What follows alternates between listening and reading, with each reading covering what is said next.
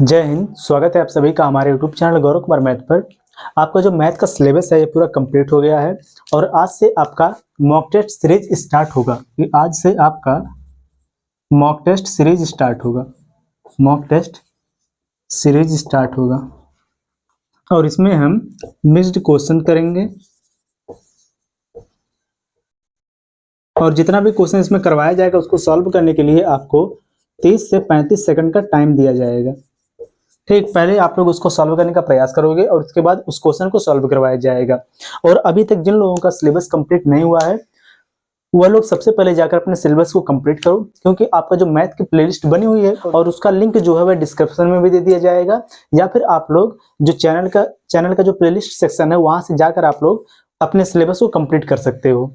और सभी लोग पेन और कॉपी जरूर साथ में लेकर बैठना, क्योंकि जो क्वेश्चन करवाया जाएगा उसको एक बार आप लोग जरूर सॉल्व करना। चलो आज की इस क्लास का अब हम पहला क्वेश्चन लेते हैं। पढ़ो इस क्वेश्चन को आप लोग। जो आपका यह क्वेश्चन दिया है ये आपका प्रॉफिट एंड लॉस से है। इस क्वेश्चन का आंसर आप लोग बताओ।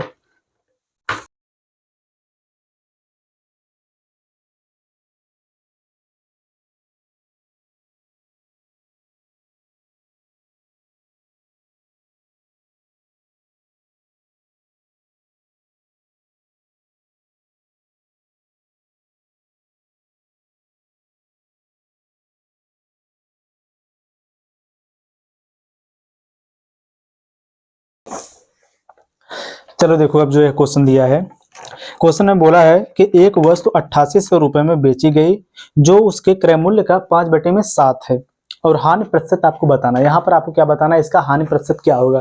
कि यहाँ पर जो एक वस्तु है उसको कितने में बेचा गया है, कि यहाँ पर जो इसका सेलिंग प्राइस वह कितना दिया है, 8800 रुपए है।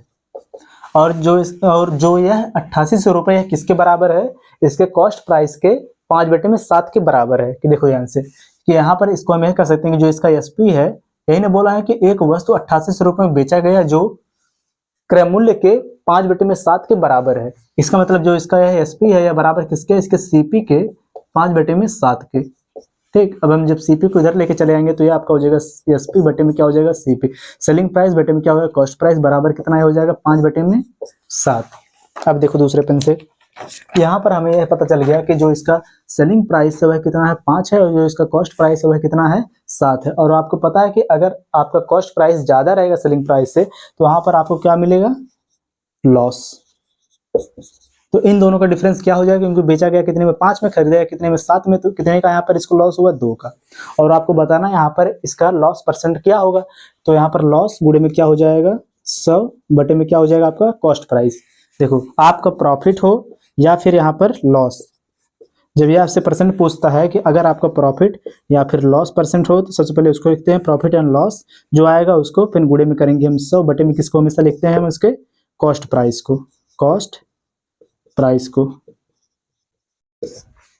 तो यहाँ पर बटे में क्या हो जाएगा, इसका कॉस्ट प्राइस कितना है, 7 है। तो बराबर यहाँ पर आपका यह हो गया 200 बटे में कितना हो गया, 7 बराबर 7। देखो 7 दूनी 14, इसके बाद हो जाएगा कितना है, 7 अट्ठे 56, बचेगा 4, यहाँ पर 28 सही 4 बटे में 7% का इसको क्या हो गया, यहाँ पर लॉस हुआ है। यही इसका हो जाएगा आंसर। ठीक, जिन लोगों का यह आंसर आया उनका आंसर बिल्कुल सही है। चलो अगला क्वेश्चन देखो।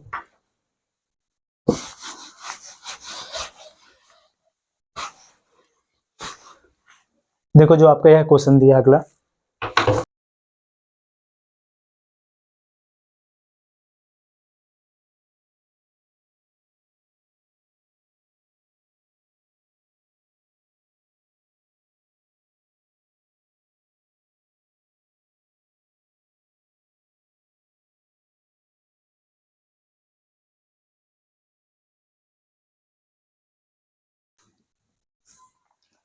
देखो जो आपका यह क्वेश्चन दिया है,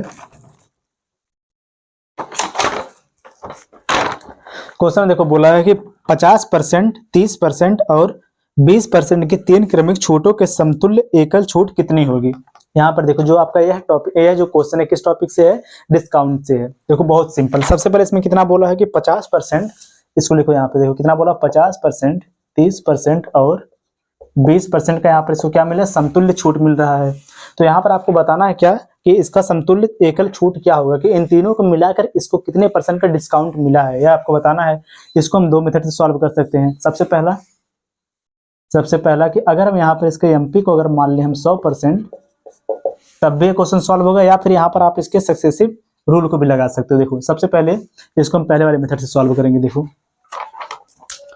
समझना ध्यान से आप लोग इस क्वेश्चन को, कि सबसे पहले जब इसको 50% का छूट मिला, अगर इसका मार्क प्राइस यहाँ पर कितना है 100% है, ठीक, अगर इसका मार्क प्राइस 100% है, 100 इसको मान लो सीधी सीधी 100 है अगर, तो यहाँ पर इसका सेलिंग प्राइस कितना हो जाएगा 100 गुणे में जब इसको 50% का डिस्काउंट मिला, तो हम क्या करेंगे, इसका हम निकाल देंगे कितना 100 में से इसको माइनस करके निकाल देंगे। यहाँ पर आपका ये हो जाएगा 50 बटे में फिर हो जाएगा 100।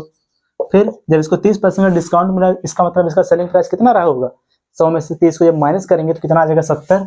तो ये आपका हो जाएगा 70 बटे में कितना हो जाएगा 100 गुणे, यहाँ पर देखो इसका हम क्या निकाल रहे हैं, यहाँ पर इसका सेलिंग प्राइस निकाल रहे हैं, ठीक।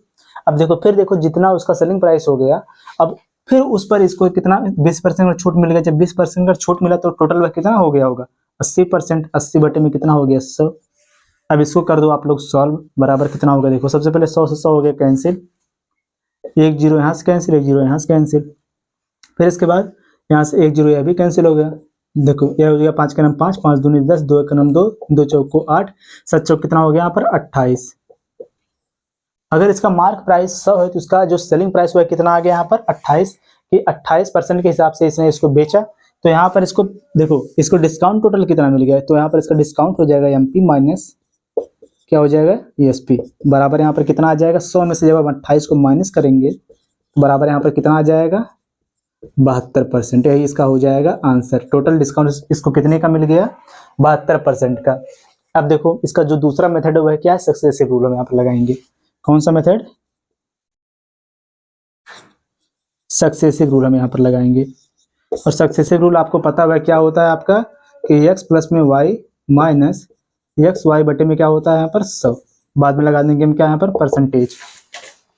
देखो क्लास में आपको बहुत ही डिटेल में यह बताया गया है, इसको आप लोग समझो। अब सबसे पहले हम क्या करेंगे, इन दोनों के ऊपर लगाएंगे सक्सेसिव रूल। सबसे पहले हो जाएगा यहाँ पर 50 प्लस में हो जाएगा 30 माइनस 50 गुणे में कितना हो जाएगा 30 बटे में कितना हो जाएगा यहाँ पर 100। यह कितना हो जाएगा यहाँ पर, देखो 50 और 30 यहाँ पर कितना हो जाएगा ये 80, 80 माइनस देखो यहाँ से 0 और 0 हो गया कैंसिल, 5 3 हो गया 15, ठीक, बराबर यहाँ पर कितना आ गया 15। जब इसमें से माइनस होगा तो आ जाएगा यहाँ पर कितना 65, 65 5 हो जाएगा 70, 70 और 10 कितना हो जाएगा 80, कितना आ गया 65%। अब आप क्या करो यहाँ पर जो है 65% ये है, और जो आपका यहाँ बचा हुआ यहाँ पर 20, इन दोनों पर लगा दो सक्सेसिव रूल। 65 प्लस में क्या हो जाएगा यहाँ पर 20 माइनस क्या हो जाएगा 65 गुणे में कितना हो जाएगा 20 बटे में क्या हो जाएगा यहाँ पर 100, बराबर कितना हो गया यहाँ पर 65 और 20 यहाँ पर कितना हो जाएगा 65 और 20 मिलाकर यहाँ पर आपका यह हो जाएगा 85 माइनस 1 0 कैंसिल। देखो यहाँ पर कितना हो जाएगा, ये कितना यहाँ पर है, हम यहाँ पर 20 लिखेंगे तभी तो 20, 20 से घनम 20, 20 25 हो जाएगा 100, 5 का नम 5, या यहाँ पर कितना हो जाएगा 5 का नम 5, 5 3 कितना हो जाएगा 65। यहाँ पर इसमें से माइनस कितना हो जाएगा 3 13, तो बराबर यहाँ पर आपका आंसर कितना हो जाएगा, जब 5 में से 3 जाएगा आ जाएगा यहाँ पर 2, और 8 में से 1 जाएगा आ जाएगा कितना 7, तो यहाँ पर आपका आंसर कितना आ गया 72%। ठीक, जिन लोगों का यह आंसर आया वह बिल्कुल सही है। अब चलो देखो आप लोग अगला वाला क्वेश्चन।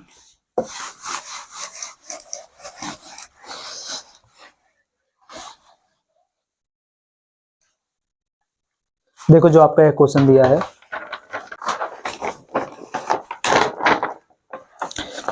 देखो क्वेश्चन आपका यह बोला है कि एक आदमी ने एक रेडियो सेट 750 रुपए में बेचा और इसके क्रय मूल्य के 90 हिस्से के बराबर लाभ प्राप्त किया, तो रेडियो का क्रय मूल्य और प्रतिशत लाभ ज्ञात कीजिए। सॉल्व करो आप लोग पहले इस क्वेश्चन को।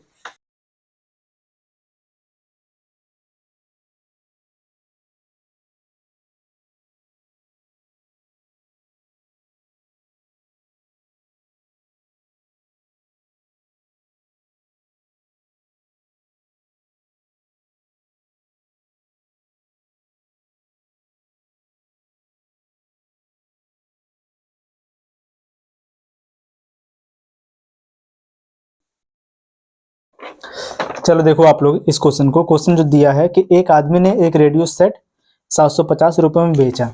देखो इसमें क्या बोला है, इसका जो सेलिंग प्राइस है रेडियो सेट को कितने में बेचा है 750 रुपए में। फिर आगे इसमें क्या बोला है कि इसके क्रय मूल्य के 90वें हिस्से के बराबर लाभ प्राप्त किया। इसके क्रय मूल्य इसके क्रय मूल्य के 90वें हिस्से के बराबर, कि इसका जो कॉस्ट प्राइस है सीपी के 90वें हिस्से के बराबर इसने क्या प्राप्त किया, प्रॉफिट। कि सीपी बटे में कितना हो जाएगा 9 बराबर है किसके आ जाएगा, प्रॉफिट के।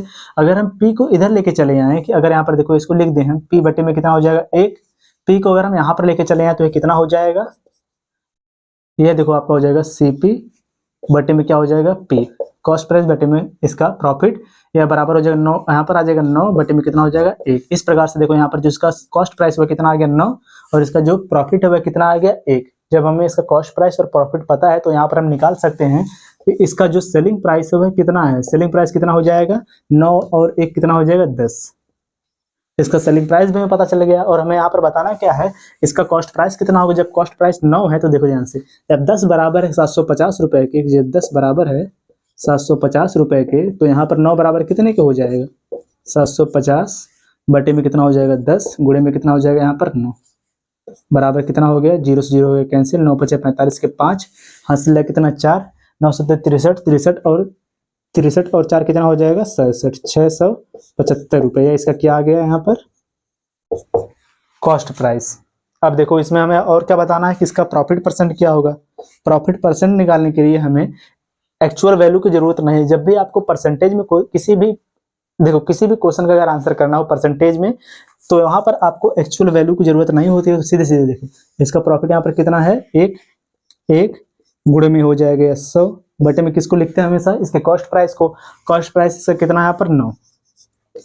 जब इसको आप डिवाइड करोगे तो यहाँ पर कितना आ जाएगा 11 9 99, 11 सही 1 बटा में 9%। ठीक, अब चलो अगला क्वेश्चन देखो जो आपका यह क्वेश्चन है डिस्काउंट से है। इस क्वेश्चन में क्या बोला है कि एक दुकानदार अंकित मूल्य पर 25% की छूट प्रदान करता है, एक अन्य दुकानदार उसी अंकित मूल्य पर 5%, 12% और 10% की 3 क्रमिक छूटें प्रदान करता है। दोनों दुकानदार द्वारा दी गई छूटों के बीच का अंतर, कि पहली वाली जो छूट दिया गया यानी कि जो पहला वाला जो दुकानदार ने जो छूट दिया है वह, और जो एक दूसरे दुकानदार ने 3 क्रमिक छूट दिया, उन तीनों को मिलाकर एक छूट आप निकाल लो, उसके बाद इन दोनों का आप निकाल दो अंतर। इसी प्रकार से आप लोग पहले इसका आंसर कमेंट करके बताओ, सॉल्व करो।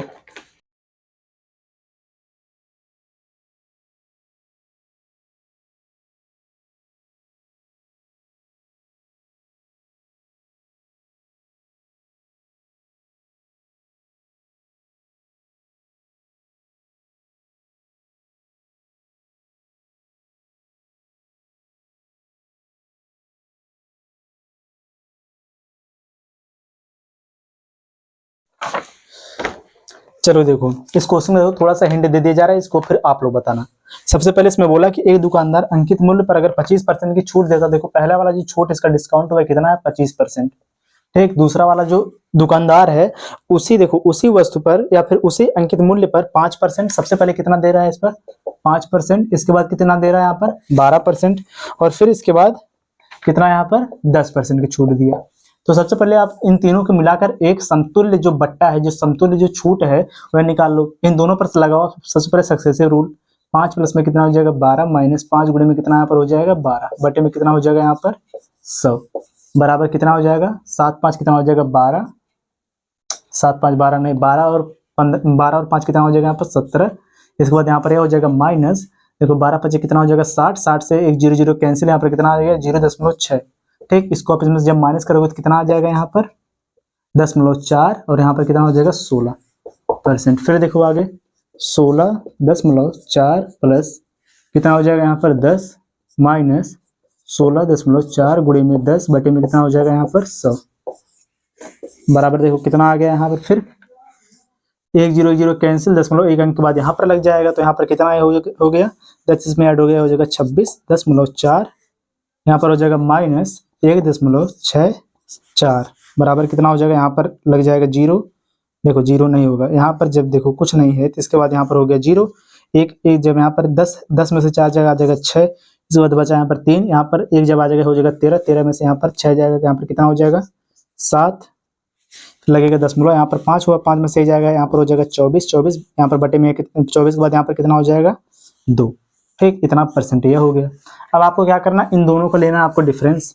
देखो सबसे पहले पहला वाला जो डिस्काउंट था वह कितना है 25%, 25 के बाद लगा दो अब डबल जीरो, इसके बाद लगा दो अब परसेंटेज, फिर माइनस दूसरा वाला डिस्काउंट कितना आया है 24.76%। इन दोनों का डिफरेंस कितना हो जाएगा, यहाँ पर हो जाएगा सबसे पहले 4, फिर यहाँ पर हो जाएगा कितना, जब 9 में से 7 जाएगा आ जाएगा 3, यहाँ पर लगेगा दशमलव, यहाँ पर बचेगा 0, 0.34%।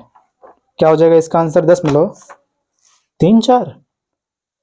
9 में से जब यहाँ पर 7 जाएगा आ जाएगा यहाँ पर 2, 0.24 यानी 0.24%। अब चलो आप लोग अगला वाला क्वेश्चन देखो।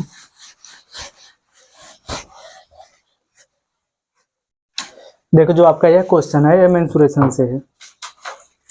इसमें जो आपका क्वेश्चन दिया है, देखो क्वेश्चन में बोला है कि यदि 60 सेंटीमीटर परिमाप वाले एक आयत की आसन्न भुजाएं 3:2 के अनुपात में हो तो इस आयत का क्षेत्रफल ज्ञात कीजिए। इस क्वेश्चन को आप लोग सॉल्व करो।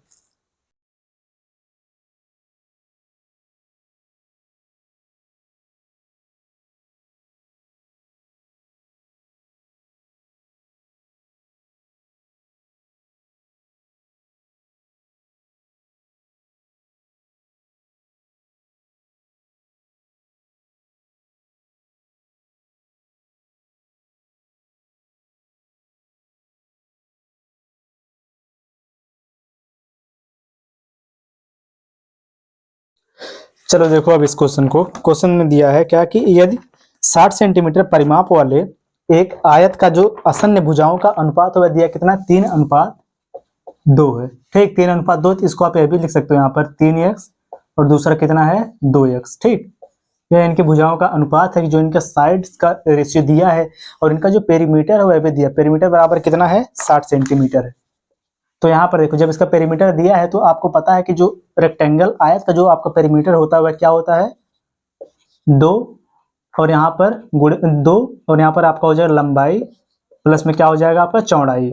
ठीक, और यह बराबर कितने के है 60 के है। तो यहाँ पर इसकी लंबाई कितना 3x है और इसकी चौड़ाई कितना है 2x है। देखो ये आपका हो जाएगा 3x प्लस में कितना हो जाएगा 2x बराबर यहाँ पर कितना आया हो जाएगा अब 60। तो देखो अब 2 का जब यहाँ पर हम डिवाइड 2 से इसको जब डिवाइड करेंगे यहाँ पर कितना आ जाएगा 30, 3 2 कितना हो जाएगा 5, तो x बराबर कितना आ जाएगा 30 बटे में 5 बराबर कितना आ जाएगा 6। ठीक, 6 आगे आया है। तो इसका मतलब यहाँ पर इसका जो लंबाई वह कितना हो जाएगा 6 त्रिक 18, वैसे चौड़ाई कितना हो जाएगा 6 दूनी 12। और आपको यहाँ पर बताना क्या है इसका कि इसमें आयत का आपको क्या बताना क्षेत्रफल बताना क्या होगा। देखो तो यहाँ पर इसका एरिया बराबर क्या हो जाएगा लंबाई गुणे में चौड़ाई, लंबाई है 18 गुणे में यहाँ पर इसका चौड़ाई कितना है 12, 12 ठे कितना हो जाएगा 12 96 6 हासिल है कितना यहाँ पर 9, 12 देखो 12 का नाम 12, 12 9 कितना यहाँ पर हो जाएगा 21। ठीक, कितना आ गया यहाँ पर 216 सेंटीमीटर स्क्वायर, किसमें सेंटीमीटर में है सेंटीमीटर में ही है। ठीक, 216 सेंटीमीटर स्क्वायर ये आपका यहाँ पर हो गया आंसर। सेम इसी पर बेस्ड एक और अगला क्वेश्चन देखो, उसका आंसर आप लोग बताना। फिर पढ़ो इसको और सॉल्व करो। क्वेश्चन में बोला कि एक आयत की लंबाई इसकी चौड़ाई से 2 गुनी है और आयत का परिमाप 48 सेंटीमीटर है, तो आयत का क्षेत्रफल बताना है। सॉल्व करो इसे।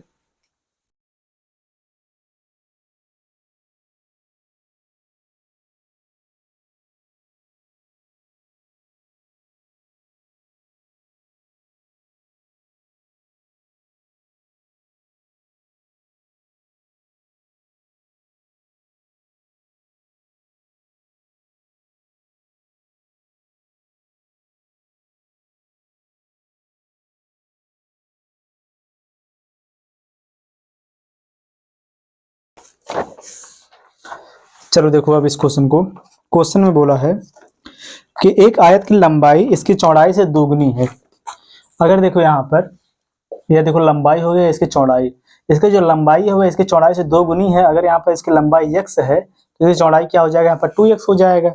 और आगे इसमें बोला है कि इसका जो परिमाप है दिया कितना 48 सेंटीमीटर। तो यहाँ पर देखो 2x प्लस में x गुणे में 2 बराबर है किसके है 48 के है।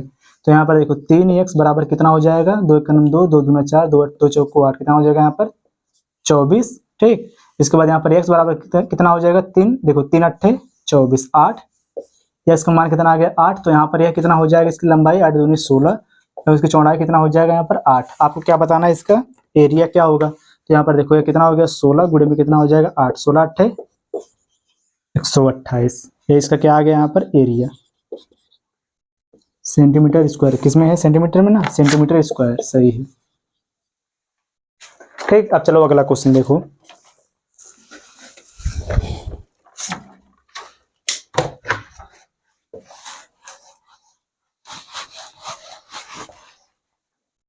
देखो जो आपका यह क्वेश्चन दिया है,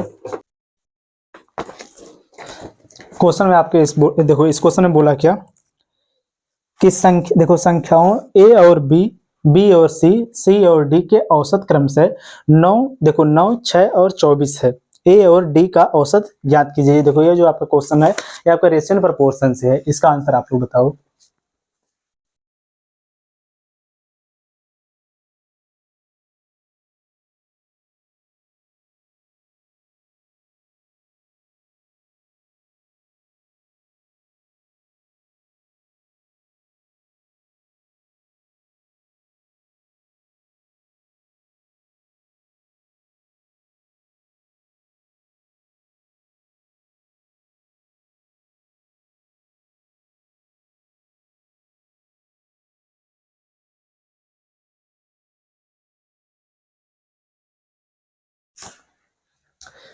चलो देखो जो आपका यह क्वेश्चन दिया है, क्वेश्चन में बोला है कि संख्याओं a और b और c और d के औसत क्रम से 9 6 और 4 हैं। ठीक, यहाँ पर देखो इनका एवरेज दिया है 9 6 और 4।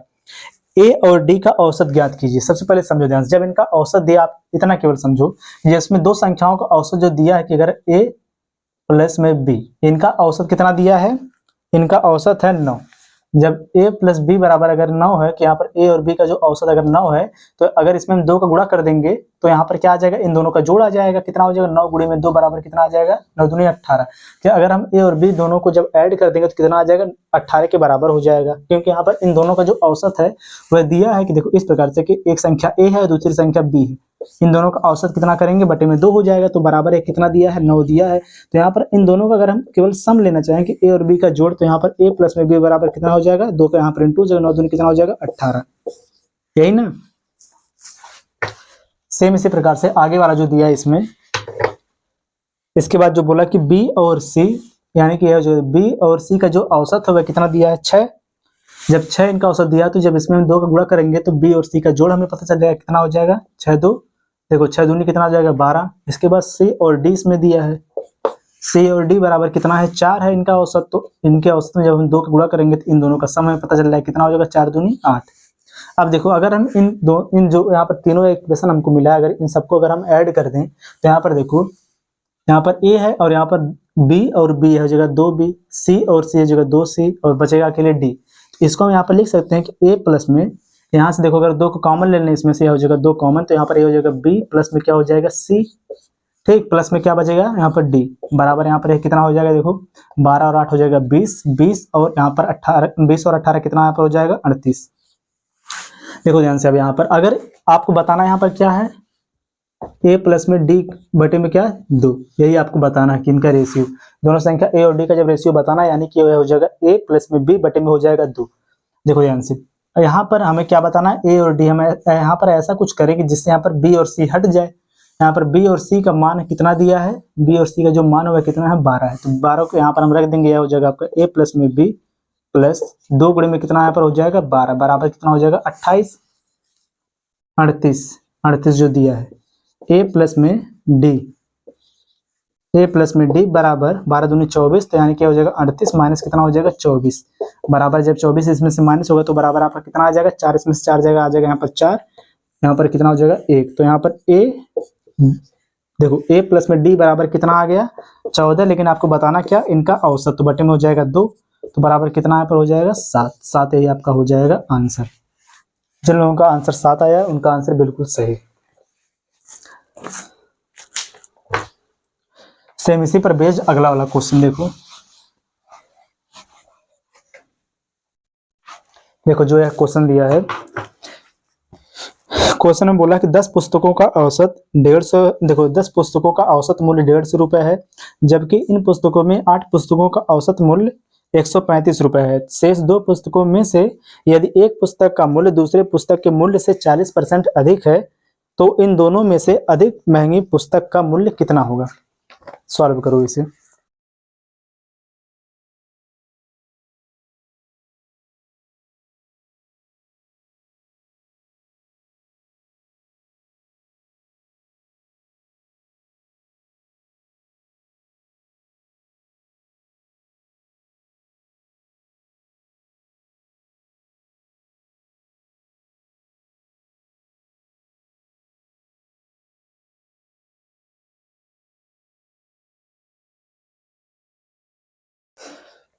चलो देखो अब इस क्वेश्चन को। क्वेश्चन ने बोला है कि 10 पुस्तकों का औसत मूल्य 150 रुपए है, जबकि इन पुस्तकों में से 8 पुस्तकों का औसत मूल्य 135 है। जब देखो 10 पुस्तक का मूल्य, जब 10 पुस्तक का मूल्य यहाँ पर कितना है, औसत मूल्य दिया 10 पुस्तक का अगर औसत मूल्य 150 रुपए है, तो यानी कि अगर इसमें हम देखो कितना है, जब इसमें हम 10 का इंटू कर देंगे सीधे सीधे, तो यहाँ पर कितना आ जाएगा, टोटल 10 पुस्तक का मूल्य कितना कितना आ जाएगा यहाँ पर 1500 रुपए। यह हो गया। फिर आगे जो बोला है कि 8 पुस्तक का जो मूल्य है, देखो 8 पुस्तक का जो मूल्य है वह कितना है, 135 रुपए है। कितना है, 135 रुपए है। जब 135 रुपए 8 पुस्तक का औसत मूल्य है, तो जब इसमें हम 8 का इंटू कर देंगे तो हमें पता चल जाएगा 8 पुस्तक का, देखो 8 पुस्तकों का टोटल मूल्य कितना है। देखो 8 पच्चीस कितना हो जाएगा, 40 का शून्य हाजिर कितना यहाँ पर 4, 8 तारीख 24, 24 यार कितना यहाँ पर हो जाएगा 28 के 8 हाजिर लगेगा 2, 8 का नाम 8, तो कितना हो जाएगा 10, कितना आ गया यहाँ पर 1080 रुपए।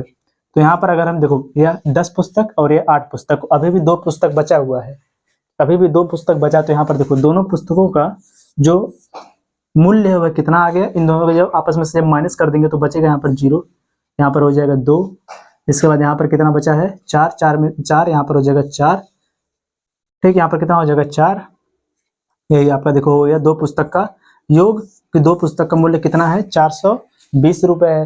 लेकिन क्वेश्चन में बोला है कि, क्वेश्चन में जो बोला है कि यदि एक पुस्तक का मूल्य दूसरे पुस्तक के मूल्य से 40% अधिक है, कितना 40% अधिक है, तो बराबर अगर इसको फ्रैक्शन में बदले तो कितना हो जाएगा 40/100, 20 दूनी 40, 20 पच्चीस कितना हो जाएगा 100, बराबर है कितना आ गया, यह जो 40% है यह क्या अधिक है। इसका मतलब देखो अगर एक पुस्तक का मूल्य अगर 5 है, तो यह अधिक का मतलब यहाँ पर क्या हो जाएगा, ऊपर वाला इसमें जुड़ जाएगा। तो अगर यहाँ पर कि अगर एक पुस्तक का मूल्य अगर 5 है, दूसरे पुस्तक का मूल्य कितना हो जाएगा 5 और 2 7। और आपको यहाँ पर बताना क्या, जो महंगी वाली जो पुस्तक है उसका मूल्य क्या होगा, महंगी पुस्तक यहाँ पर कौन है 7 है, तो यहाँ पर देखो तो महंगी पुस्तक का मूल्य आपका हो जाएगा 7 गुणे में यहाँ पर हो जाएगा सीधे सीधे देखो 7 गुणे में टोटल कितना है 420 बटे में इन दोनों का सम। यह आपको क्लास में बहुत ही डिटेल में बताया गया है।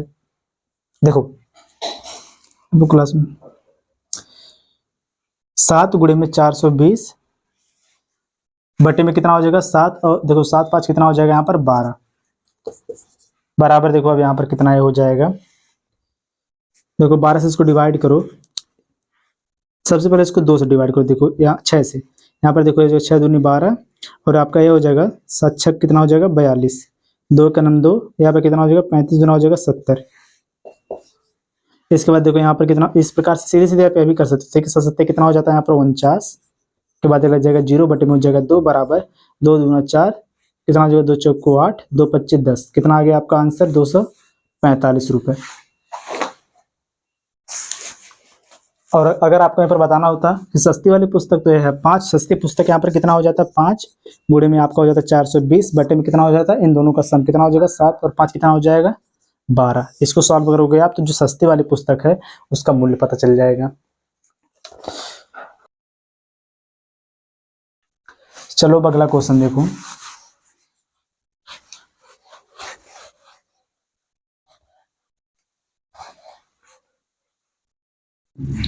देखो आपको जो है क्वेश्चन दिया है,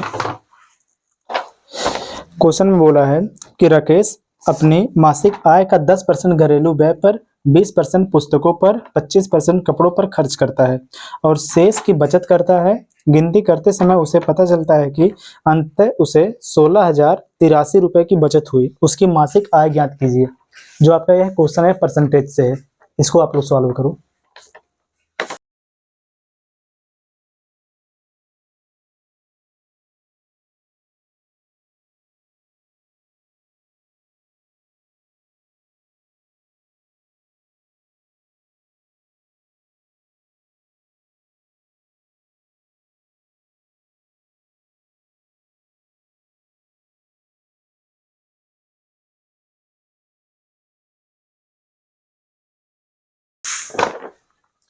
चलो देखो जो है क्वेश्चन आपका दिया है।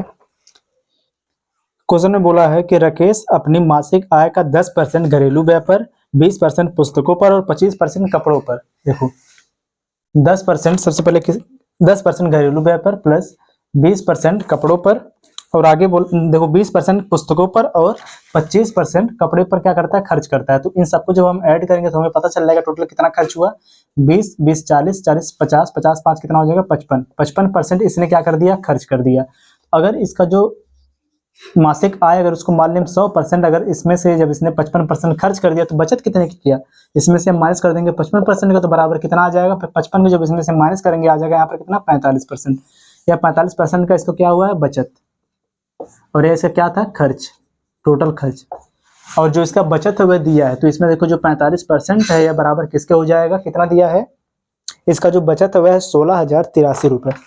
बचत इसका कितना है, 16,083 रुपये। और आपसे इसमें पूछा क्या है कि इसका मासिक आय क्या है। इसका जो मासिक आय है इसको हमने माना कितना है, 100%। जब 45% बराबर है इतने के, तो 100% बराबर कितने के हो जाएगा, 16,083 गुणे में कितना हो जाएगा यहाँ पर 100 बटे में कितना हो जाएगा, यहाँ पर हो जाएगा 45। चलो देखो सबसे पहले अगर इसको आप 9 से डिवाइड करो, 5 9 कितना हो जाएगा 45, 9 से इसको डिवाइड करो, 9 1 9, बचा यहाँ पर कितना 7, और यहाँ पर हो जाएगा सबसे पहले 9 7 63, फिर हो गया यहाँ पर 7, 9 8 कितना हो जाएगा 72, ठीक। यहाँ पर फिर यहाँ पर कितना बचेगा 6, फिर हो जाएगा 9 7 63, यहाँ पर कितना आ जाएगा 5, ये हो गया 5 ना, 5 का नम 5, यहाँ पर कितना हो जाएगा 5 दूनी 10, बराबर आपका आंसर कितना हो जाएगा, सबसे पहले यहाँ पर हो जाएगा 0, 7 दूनी 14 के 4 हाथ से लगा 1, 8 दूनी 16 1 17 के 7 हाथ से लगा 1, 7 दूनी 14 1 15 के 5 हाथ से लगा 1, 2 के नम 2 कितना हो जाएगा 3, 35,740 रुपये। यह इसका हो जाएगा यहाँ पर मासिक आय, ठीक। कितना है, 35,740 रुपये। जिन लोगों का यह आंसर आया उनका आंसर बिल्कुल सही है। अब चलो आज के इस क्लास का लास्ट क्वेश्चन देखो।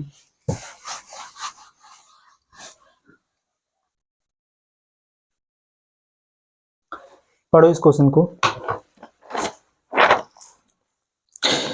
क्वेश्चन में बोला कि विग्रेस अपनी मासिक आय का 42% भोजन पर, 16% मकान के किराए पर और 11% मनोरंजन पर और 7% परिवहन पर खर्च करता है, लेकिन किसी पारिवारिक समारोह के कारण 1,800 रुपये के खर्चे की पूर्ति के लिए साहूकार से 12,000 रुपये उधार लेना पड़ा। उसकी मासिक आय ज्ञात कीजिए। देखिए सबसे पहले यहाँ पर आप क्या करोगे, यहाँ पर जैसे आपने पहले वाले क्वेश्चन को सॉल्व किया उसी प्रकार सबसे पहले जो इसका खर्च टोटल है इसको आप ऐड करोगे, ठीक। और इसका जो मासिक आय है उसको आप कुछ मान लोगे। यहाँ पर क्या बोला कि 1,800, देखो 18,000 रुपये की पूर्ति के लिए इसने साहूकार से इसने 1,200 रुपये यहाँ पर क्या किया, उधार लिया। तो यहाँ पर जो 1200 की 12,000, ठीक, 12,000 रुपये उधार लिया। यहाँ पर सबसे पहले देखो कितने की पूर्ति करने के लिए, 18,000 की पूर्ति करने के लिए टोटल देखो कितने की, 18,000 खर्चे की पूर्ति के लिए इसने 12,000 का इसने क्या किया, उधार लिया। तो 12,000 को जब हम 18,000 में से माइनस करेंगे तो कितना आ जाएगा, 6,000। तो इसके टोटल बचत कितनी हुई थी, 6,000 की बचत हुई थी। सबसे पहले यहाँ पर आप क्या करोगे, जो इसका खर्च है सबको जोड़कर आप इसका जो मासिक आय है यही निकालना आपको। मासिक आय यानी कि 100 में से आप माइनस कर दोगे, जितना आएगा वह बराबर कितने के हो जाएगा कि 18,000 माइनस कितना हो जाएगा 12,000, बराबर हो जाएगा वह 6,000। 6,000 का वह बराबर हो जाएगा। तो यहाँ पर देखो, तो आप सबसे पहले आप निकालना कि जो इसमें इसका जो बचत आएगा, जो 100% में से जितना इसके बचत खर्च को माइनस करोगे जो बचत होगा वह बराबर हो जाएगा इसके 6,000 के। तो 100% बराबर किसके होगा। इसी प्रकार से इसको आप लोग सॉल्व करके इसका आंसर कमेंट करके बताना कि इस लास्ट वाले क्वेश्चन का आंसर कमेंट करके आप लोग बताना। और आप लोग यह भी जरूर कमेंट करके बताना कि आज इस क्लास में आपका कितना क्वेश्चन सही हुआ। सभी लोग वीडियो को लाइक, चैनल को जरूर सब्सक्राइब करो। मिलते हैं नेक्स्ट वीडियो में। जय हिंद।